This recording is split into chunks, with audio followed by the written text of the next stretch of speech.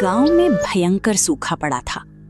आदित्य की बनाई मटकी और घड़े अब कोई नहीं खरीद रहा था, क्योंकि लोगों के पास पीने को पानी ही नहीं था।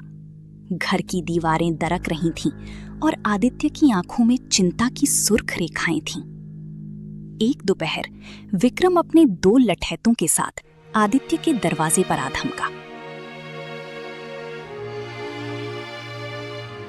क्यों आदित्य?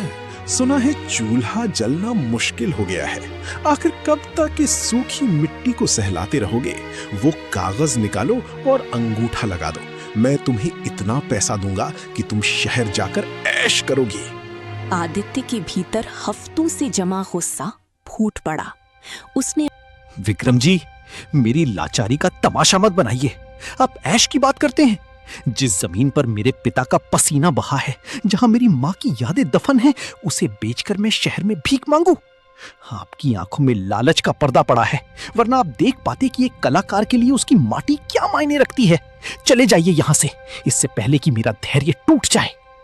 विक्रम ठहाका लगाकर हंसा और धमकी देकर चला गया कि अगले हफ्ते तक कर्ज नहीं चुकाया तो वो घर से बेदखल कर देगा।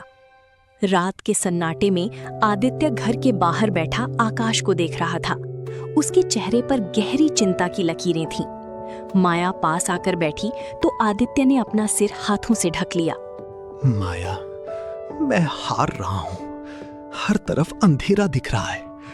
कल सुबह उठकर मैं अपने बच्चों को क्या खिलाऊंगा? क्या मेरी ईमानदारी की कीमत मेरा घर और मेरी जमीन है?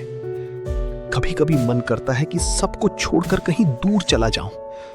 इस दुनिया में सच्चाई की कोई जगह नहीं बची। आदित्य, अंधेरा कितना भी गहरा हो, वो सूरज को उगने से नहीं रोक सकता। आपकी ये चिंता आपकी कमजोरी नहीं, आपका प्यार है।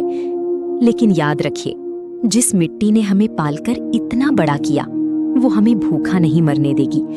बस एक बार और कोशिश कीजिए। अगले दिन आदित्य ने तय किया कि वो हार नहीं मानेगा।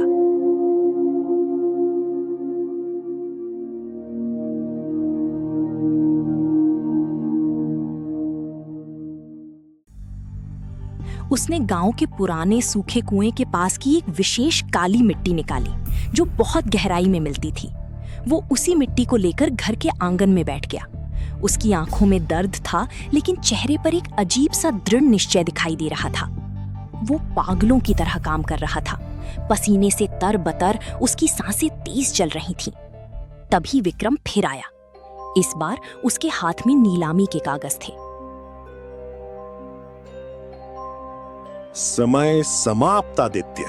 ये घर अब मेरा है। हटाओ ये मिट्टी का ढेर और बाहर निकलो। आदित्य धीरे से खड़ा हुआ। उसने मुड़कर विक्रम की आंखों में आंखें डालकर देखा। विक्रम, ये सिर्फ मिट्टी नहीं है, ये इस गांव की उम्मीद और न्याय की आवाज है। तुमने सालों से गरीबों का खून चूसा है। आज सच तुम्हारे सामने खड़ा है। तुम इस घर को छू भी नहीं सकते जब तक मैं जीवित हूं। उसी समय गांव के सरपंच और जिला अधिकारी वहां पहुंचे। दरअसल माया शहर जाकर आदित्य की कला और विक्रम के फर्जीवाड़े की शिकायत जिला कार्यालय में कर चुकी थी। अधिकारी ने विक्रम के कागजात देखे और उन्हें फर्जी पाया। विक्रम, तुम्हारी जालसाजी के सबूत हमें मिल चुके हैं।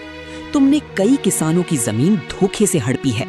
तुम्हें अभी गिरफ्तार किया जाता है। विक्रम को सिपाही ले गए। गांव वालों ने आदित्य की बनाई उस अद्भुत मूर्ति को देखा, जिसमें क्रोध और न्याय का ऐसा सजीव चित्रण था कि देखने वाले दंग रह गए। अधिकारी ने आदित्य की कला की सराहना की और उसे सरकारी हस्तशिल्प योजना के तहत एक बड़ा प्रोजेक्ट दिलाने का वादा किया। शाम को जब सब शांत हुआ, आदित्य ने राहत की सांस ली। माया, तुमने आज मुझे और मेरी कला को बचा लिया। अगर तुम उस दिन मेरी चिंता को साहस में ना बदलती, तो शायद आज मैं सलाखों के पीछे होता या दर दर की ठोकरें खा रहा होता। आदित्य, मेहनत आपकी थी, मिट्टी आपकी थी। मैंने तो बस उस पर जमी धूल साफ की थी।